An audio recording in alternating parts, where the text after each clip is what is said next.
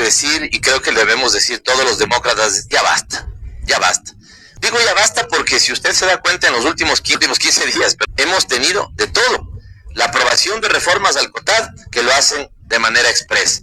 La aprobación de reformas a la ley de minería que se hacen de manera express. Lo que sucede con el alcalde de Guayaquil, que teniendo prisión preventiva se le manda a la cárcel de más alta peligrosidad del país. La suspensión, además, yo creo que esto es tragicómico, literalmente es tragicómico, ¿no? La suspensión temporal de la Revolución Ciudadana, que es la principal fuerza política del país y la principal fuerza de oposición democrática. La Revolución Ciudadana actúa a la luz del día, actúa en instancias institucionales. ¿Dónde está ejerciendo oposición la Revolución Ciudadana? En la Asamblea Nacional. ¿Qué es la Asamblea Nacional? Es la instancia de debate y deliberación política por excelencia y no puede proscribirse a la Revolución Ciudadana, además con una violentación de la ley. Esto debería alertarnos, y yo quiero agradecer, dicho sea de paso, a voces críticas con las que nosotros, por ejemplo, tenemos profundos debates políticos ideológicos, que estamos incluso en orillas a ratos opuestas, pero que levantan su voz cuando esto está sucediendo. Esto es inconcebible. Miren, ¿por qué digo que es tragicómico? Porque dirán, no, si no se le está afectando, solo se le está suspendiendo. Sí, por 9 meses, sabiendo que en 9 meses es cuando la Revolución Ciudadana podría presentar alcaldías.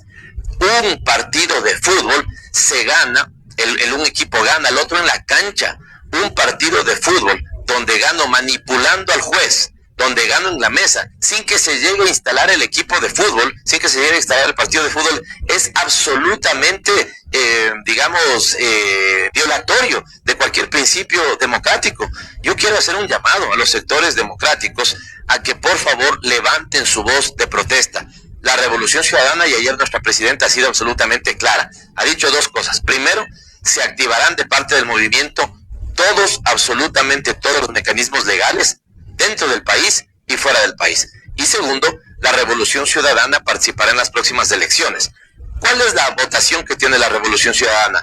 25% en un lado, 30% en otro lado, 40% en otro lado, puede llegar hasta 60% en otro lado. No le están haciendo una afectación simplemente al partido político. Le quitan a una buena parte del electorado la posibilidad de expresarse sobre su posición a favor de esa fuerza política. Así no puede haber una contienda electoral que pueda llamarse democrática. Esto sería lo más alejado a un sistema democrático. Y cuando se pierde la democracia en una sociedad, esa sociedad, ¿no es cierto?, está condenada al fracaso en términos sociales, en términos políticos y en términos de posibilidades de encuentro entre unos y otros. Por lo tanto, evidentemente, esto es, inadmisible. Y usted me planteaba sobre elementos de persecución. Se habría, por ejemplo, temor, recelo, pero la persecución ya está ahí, lo hemos dicho. Cuando, por ejemplo, hacen o instrumentalizan a las autoridades de control, ¿no es cierto?, para hacer persecución, porque vuelvo a poner el caso que ha sido de conocimiento público. Cuando se compran ambulancias con un mecanismo de Naciones Unidas, ¿no es cierto?, aplausos, qué bueno. Cuando se compran trolebuses con el mismo mecanismo de las Naciones Unidas, ¿no es cierto?, sanciones dentro de la Contraloría. ¿Esto acaso no es raro?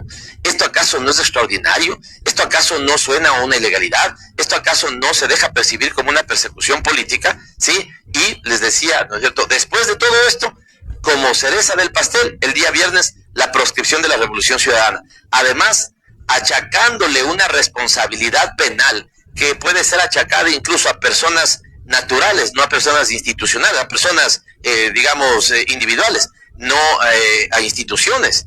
Entonces es evidentemente una barbaridad, y yo creo que aquí, por más diferencias que tengamos con sectores políticos de la izquierda, del centro, de la derecha, sí, y así he visto que se empiezan a expresar, es importante que se levante una voz de rechazo democrático. Yo cierro porque, como les habíamos dicho, la última pregunta y tengo que moverme, sí. Hay un adagio, hay un refrán, hay un pensamiento que se ha hecho popular, se hizo en su momento popular, y que yo creo que hoy es más vigente que nunca, ¿no? No lo digo de manera textual, lo digo de manera figurada y haciendo referencia fundamentalmente al concepto. Cuando vinieron por los izquierdistas, yo no salí porque no era izquierdista. Cuando vinieron por los sindicalistas, yo no salí porque no era sindicalista. Cuando vinieron por los del Partido Social Cristiano, yo no salí porque no era del Partido Social Cristiano. Cuando vinieron por la Revolución Ciudadana, yo no salí porque no era correísta, no era de la Revolución Ciudadana. Y cuando vinieron por mí, no había nadie en la sociedad que levante la voz de protesta por una violación de derechos humanos o por una persecución política o por una proscripción a una fuerza democrática. No podemos alimentar una sociedad que no respeta la ley y que, por el contrario, utiliza la ley y la justicia para proscribir a las fuerzas políticas de oposición.